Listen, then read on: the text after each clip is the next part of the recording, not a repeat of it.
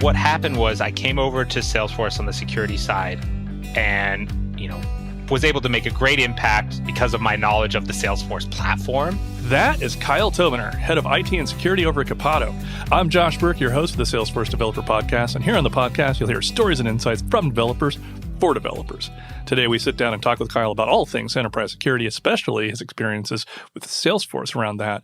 We'll also go through some of the interesting things to learn if you follow his very popular TikTok. But we're going to start with how he became an IT professional by escaping the jungle. Yes, that is a fun little story. So when I was in college, I kind of had two ideas. I like computers, I like computer games, so I'll either go into computer science or I have a big love of animals and I'll go into animal science. And I thought, well, I play a ton of video games in my free time, so maybe for work we'll do the animals, for free time we'll do the gaming, and then that'll work out great. But it turned out, so my first job out of college was a research assistant in Thailand, studying monkeys it was called a cloud forest, but it's kind of like a rainforest. Okay. And I hated it. I hated it so much. Really? Yes. My job was essentially data collection. Okay. So I was monitoring this sort of like squads of monkeys, noting down their behaviors, and it was just so manual, and I was such a technology person that I just couldn't stand it. So I ended up spending all my time repairing the computer equipment and doing all the the data entry that they needed. But I came out of that job like, no, this is not for me. So you didn't really get to play with a lot of the monkeys? No, not so much. Yeah, no, I can see where that'd be less of a job benefit. And was there something about a hallucinogenic state? What finally caused me to quit that job is I ended up with a water illness that had me go to a hospital. But rushing to the hospital from a Thai jungle is like a 3-hour drive in the back of a truck to like the local hospital, which is very small. And so, yeah, I had sort of a hallucinogenic fever trip. Oh, wow. I don't even really remember it. I just woke up in the hospital. It was very exciting. And I was like, you know what? I need to get out of here. I need to go back to San Francisco. Nice. So you get to play with computers, and they're unlikely to put you in a hallucinogenic state. Exactly. Very wise, very wise.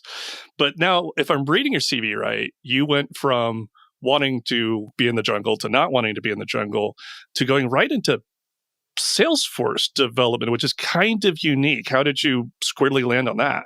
Yes, I actually, I have my wife who is also a Salesforce employee to thank for that. Shout out to Jennifer Sachs, who owns the Idea Exchange. Nice. We were dating, and she was a Salesforce consultant for kind of an ISV at the time. Got it. And we were having brunch with her cousin, who was also part of that ISV. And he was like, we really are struggling to find developers to work on Salesforce. It's this new thing. None of the developers I talk to want to work on it. Jenny told me that you used to do, computer programming. You have any interest in learning? And I was an idiot. I did not see opportunities when they were smacking me in the face. And I was like, I have a friend who I think is really into computer science. Maybe I should connect you with him. And then after that brunch, my wife hit me across the head and was like, he's trying to offer you a job. I was like, oh, that sounds fantastic. Nice. I feel like you owe your wife a lot of thanks. Oh, I owe her so much. That's not the only time that happened, actually. Nice. Now, how was it like going from like a computer science background to jumping into Salesforce? Because you're probably talking about like the Visualforce years, right?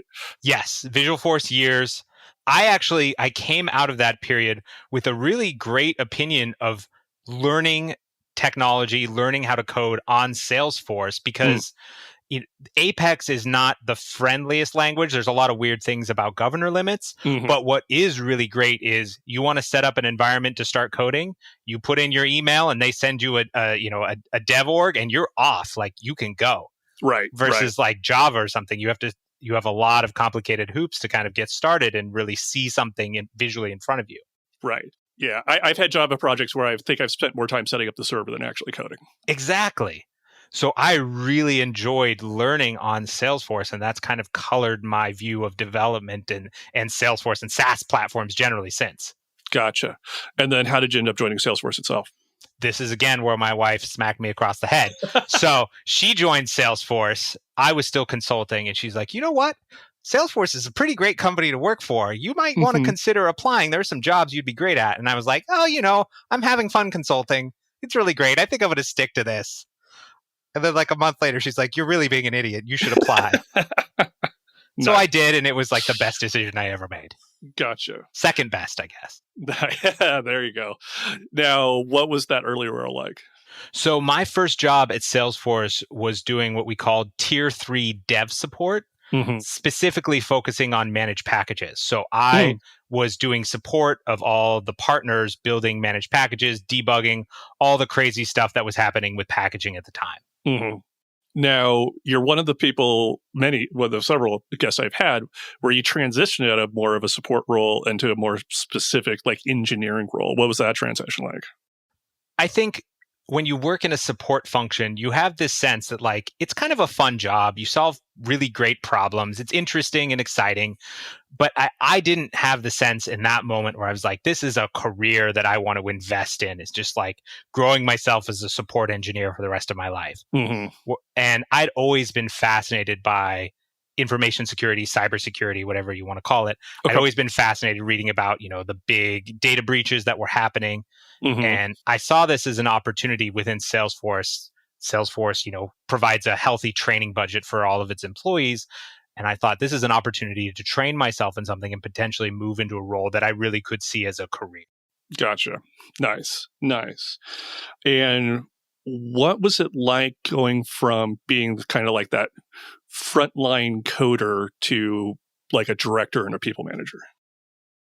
It took me a few years to get there. But I think what happened was I came over to Salesforce on the security side and, was able to make a great impact because of my knowledge of the Salesforce platform. And that gave me a lot of context on the security problems we were trying to solve at Salesforce that a lot of my colleagues who came, either from other organizations, security teams into Salesforce, they didn't have that same context. So it helped me see a lot of the bigger picture and a lot of the problems Salesforce was trying to solve.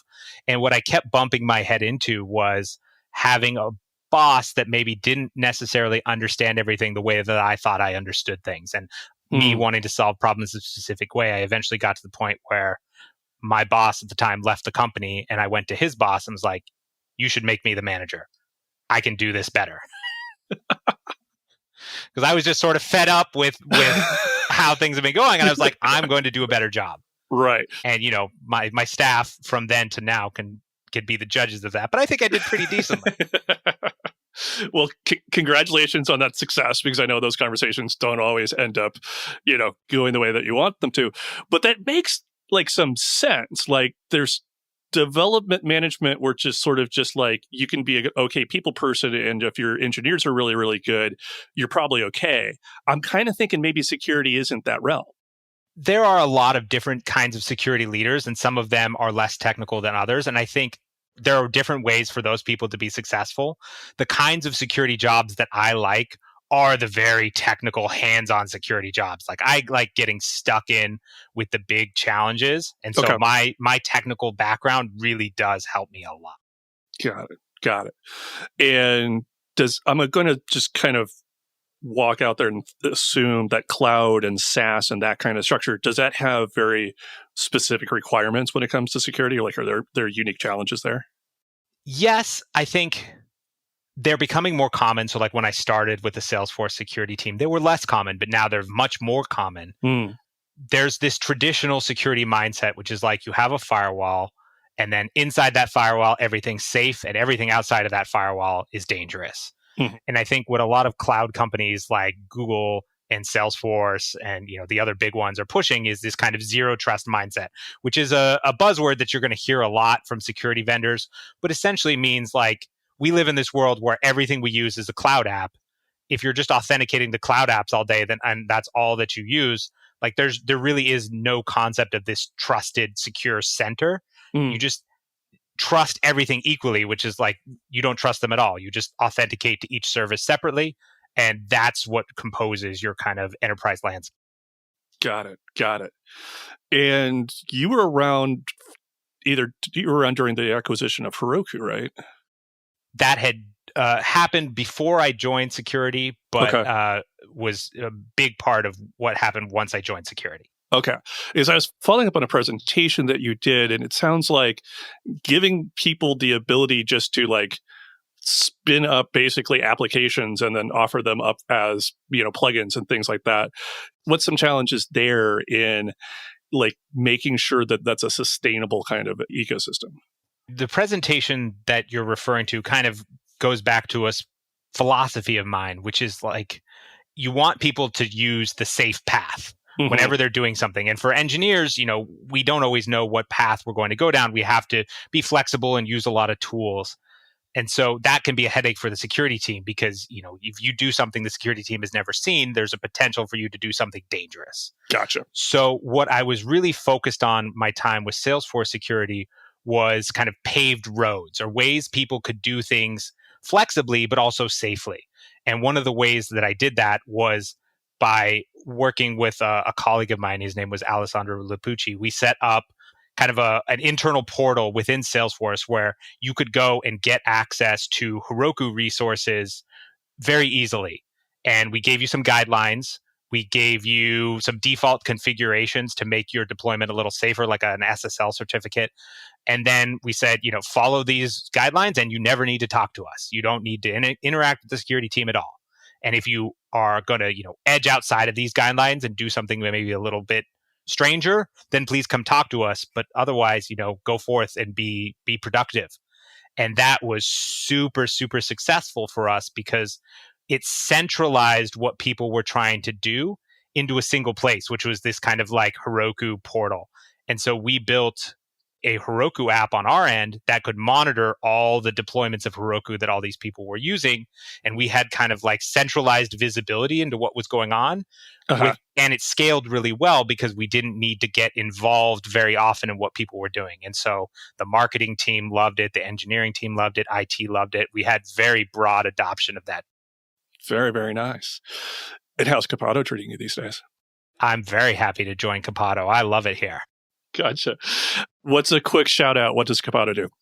So Copado does DevOps for the Salesforce platform. And we're also moving into some other really cool areas like robotic testing. We recently acquired a robotic testing company to help people scale their testing efforts as their code base grows. So define robotic for me in that context. So, if you're a longtime Salesforce developer, you kind of have in mind, like you build your Salesforce code, you deploy it, and then you need to have unit tests, and you may also have functional tests, to make sure that you don't break everything, when the new release comes out, you deploy some new functionality. Gotcha. The idea behind robotic testing is that it can, it uses AI to build your test suite for you so that as your code base grows, as your, your custom software stack grows, you aren't growing your sort of testing debt along with it. Your test cases, you constantly have to maintain them, keep them updated, and that can kind of drag down the productivity of an engineering team. With robotic testing, you have sort of an AI assistant to help build those test cases out for you. Got it. Okay, so sticking with the Salesforce platform for a little bit, if I am like a day one Apex developer, totally greenfield, fresh off my certificate, I guess maybe even still getting my certificate, what are some things as a security expert like you would want for me to have top of mind? So there's a very fundamental sort of philosophy that's taken root in the security world, which is kind of this idea of shifting left. And I need to explain a little bit what the axis is to explain the left. Okay. Several years ago, like maybe 15 years ago, NIST, which is the National Institute of Standards and Technology, they released this report about the cost of fixing software flaws or the cost of fixing vulnerabilities. And what they showed was that if you're fixing vulnerabilities in production, it's like significantly more expensive in terms of time and resources than if you're fixing those problems early on, like in the development cycle or even in the sort of requirements gathering architecture phase. Gotcha. And so a lot of security people like myself have taken this to heart and said the earlier we can get security, sort of resolved, the earlier we can prevent vulnerabilities, the cheaper it is and the more scalable sort of security and software engineering securely can be done. Now, tell me some specifics there. Like, Yes. It makes sense, right? But like, what are some of the realities on the ground that make it much more expensive in production as opposed to, say, pulling out a beta? So I think there's like two key phases where security issues are often found. Uh-huh. In production, if someone outside of your organization finds them, well, that's going to cost you a lot because that's potentially a data breach. It's potentially lawsuits. It's lost customers. Like that can be very problematic. But even if it's just someone reports an issue to you and you go and fix it, it can involve refactoring architectures that you've gone down, directions you've taken your code for years even, that can be very expensive to redo. And then the other area where we often find issues is like you're doing development and then your company has some process where like before you deploy, the security team has to review it. Gotcha. And even in that phase where it's not released yet, like oftentimes that process of working with the security team could take like a week or 2 weeks of time, to like get on their calendars, get them to the code, have them review the code. They give you the feedback. You have to fix the issue. And those delays kind of add up and cost you time and money and resources because all of the development work that you've done to make your software better is not getting released to production and providing value to the company. Gotcha. So what I'm kind of hearing here is like if you had one thing to say to a day one Apex developer, it's not like here's a few things to know about security, but simply blanket learn security as early as possible and integrate it into your development cycle. Yeah, because if you are a developer who is security conscious and knows kind of like the things that you could do to introduce vulnerabilities into your system and you avoid them, you're going to save yourself so much effort down the road. Like you're not going to have to deal with all that tech debt that comes back to bite you. And you either wrote or helped write courses up on Trailhead for this, right? What kind of content is up there?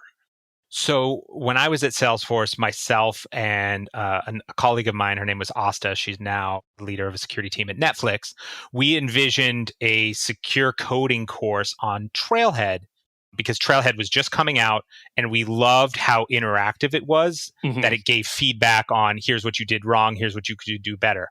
And we envisioned, what if we could take the idea of Trailhead and apply it to security vulnerabilities and build kind of a sandbox where we give you code with vulnerabilities and you learn how to fix it, and Trailhead gives you feedback about your fixes.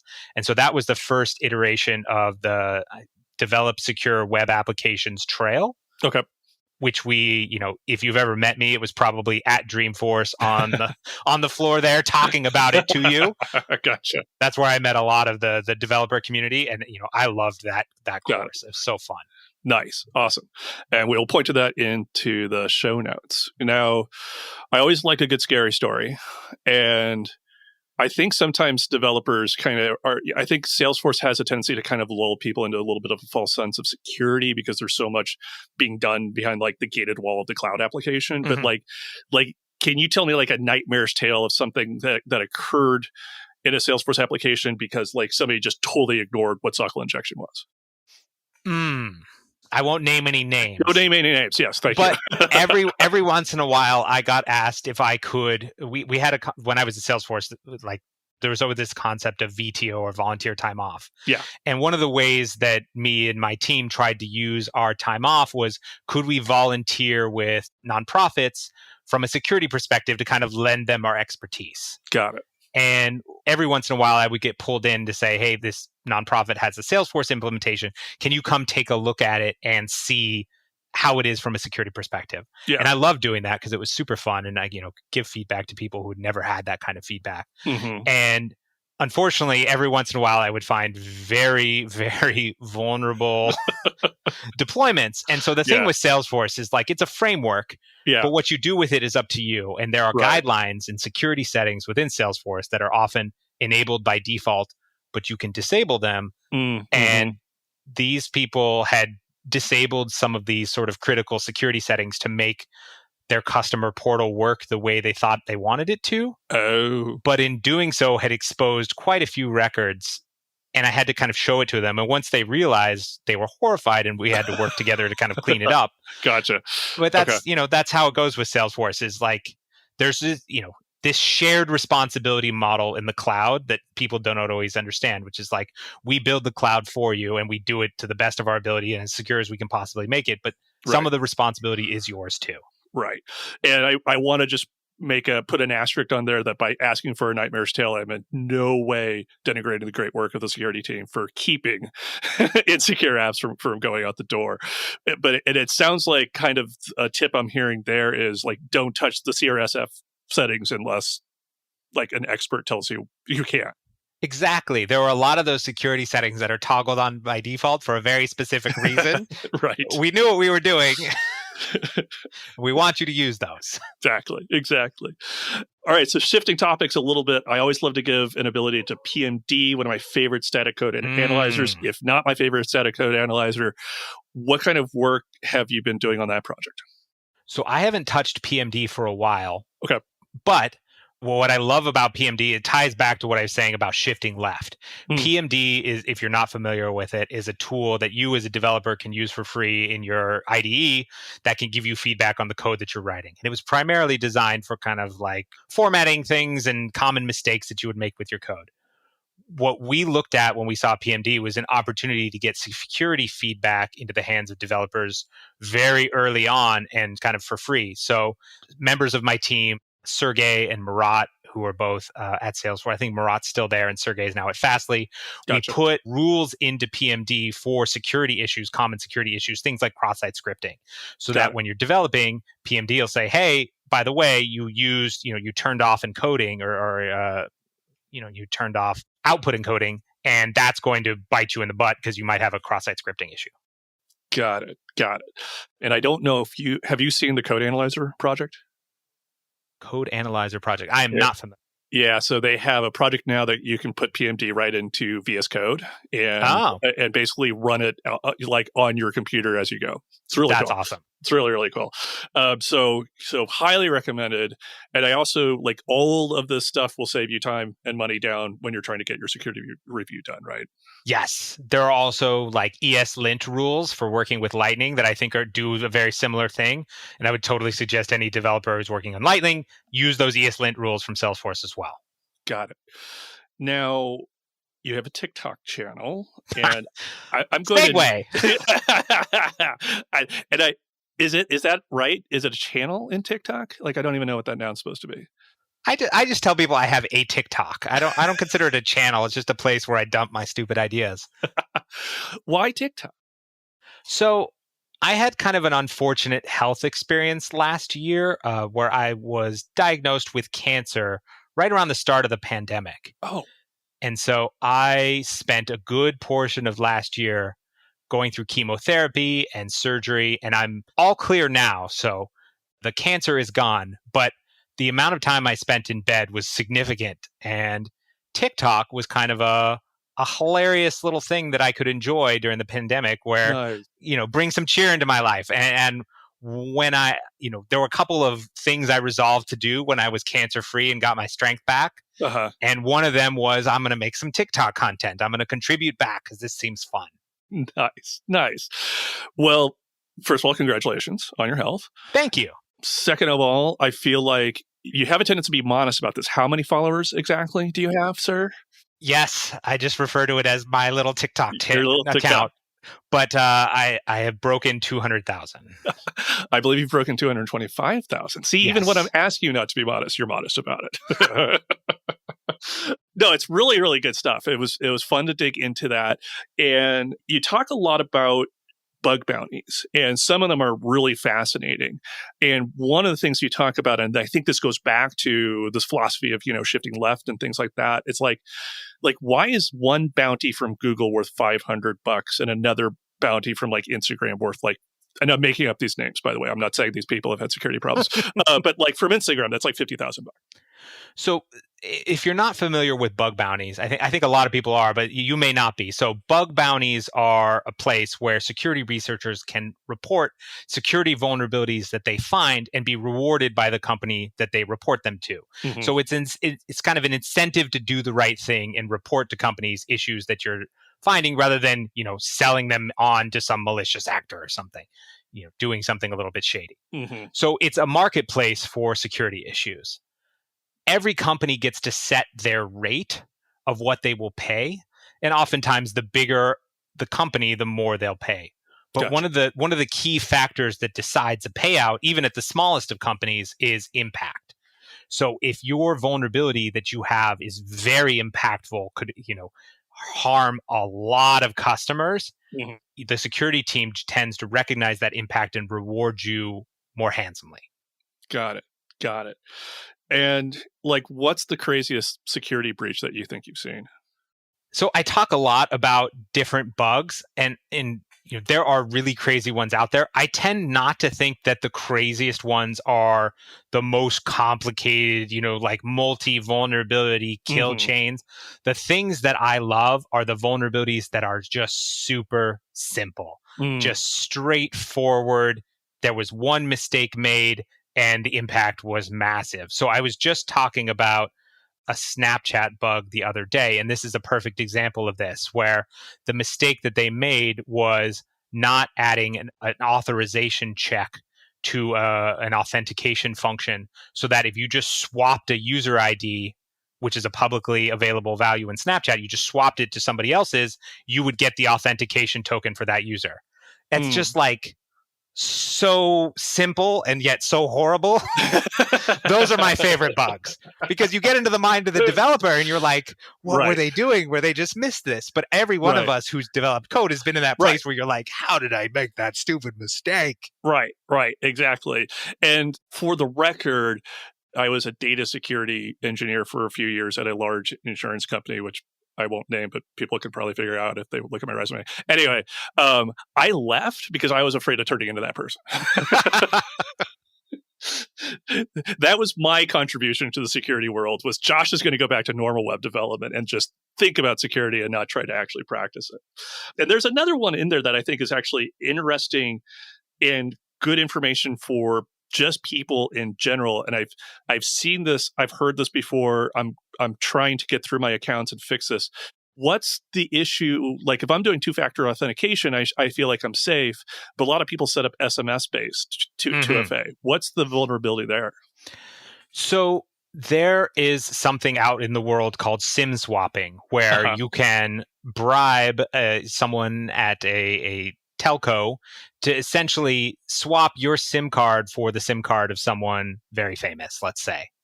And then you can go to that famous person's Instagram account or their Twitter or whatever and kick off an authentication attempt, and the 2FA token will get sent to your SIM card instead of theirs. Gotcha. And so this approach to compromising 2FA has actually been used against, I think it's Brazilian politicians or something. Like Bolsonaro fell victim to this. Like it has had very major impact out in the world. And so most companies are moving towards 2FA models that are either like little tokens, little hardware things that you touch, or authenticator apps where it's kind of got that rotating code that you have to put in, because these can't be swapped away from you against your will. Right. And to clarify, when you say SIM card swap, there's no physical thing there. Like my phone just gets a new phone number and somebody gets mine. Exactly. Yeah. Basically, there's a process at these phone companies where you can say, I lost my SIM card, I need to port my number over, and they'll do it for you as long as you can prove who you are. Or, Gotcha. Sometimes they don't always prove who you are. Got it. So let's talk a little bit about learning security in general. And you talk about this on your TikTok channel as well. And I ran into this from an old friend of mine, but I've never actually seen one in action. But when people are learning InfoSec, they have a tendency to get involved in CTF or capture the flag. Yeah. Walk me through that. What is capture the flag when I say that to an InfoSec person? So capture the flag is something that's kind of ever present to InfoSec people. We have security conferences, and basically every security conference has a capture the flag. You can think of it like a security game where there's a vulnerable web application of some kind or vulnerable something. And then there'll be various flags about that web application that you can find through security means. Either, like a common one, it would be like compromising someone's account. And then if you're able to compromise that account, their user ID is actually the flag, for example. Gotcha. So you get into their account, you get the flag, that's one of them. So it's usually a repository of a bunch of different security techniques, and it's a great way to practice your practical skills. Got it. And what I saw with my time at Salesforce, the reason why I talk about capture the flag so much is college programs tend to be very broad and aren't always super applicable when you get to like the interview phase for a company like Salesforce. Like, let's say you wanted to get an internship at Salesforce, you have a master's program in cybersecurity from wherever, you may not be prepared with the right technical skills. But everyone that I interviewed for Salesforce who had been on their capture the flag team at their college or done a bunch of them through conferences were super prepared for those interviews and had fantastic skills. And so that kind of hands-on experience really is important when you're trying to transition into the cybersecurity field. So that's kind of fascinating to me as a long-term web developer who's been on both sides of the recruiting fence, because it sort of solves that chicken and egg problem for junior level devs. Because like junior level devs, like, how can I show you experience on building websites if you won't hire me and build a website? But here you've got like a real sharpening the knives exercise that you can kind of jump into at any time. Exactly. And there are a lot of, when I started in security, these didn't really exist. Now there are quite a few more of them, like kind of vulnerable application services where you pay them a monthly fee. They give you a bunch of vulnerable applications and you can test your skills. And it's kind of a sandbox for training. And I think those are really great too. Got it. And are there other resources, websites, other stuff you've talked about on your TikTok channel that you'd want to point people to if, they want to ditch zoology and become an InfoSec expert?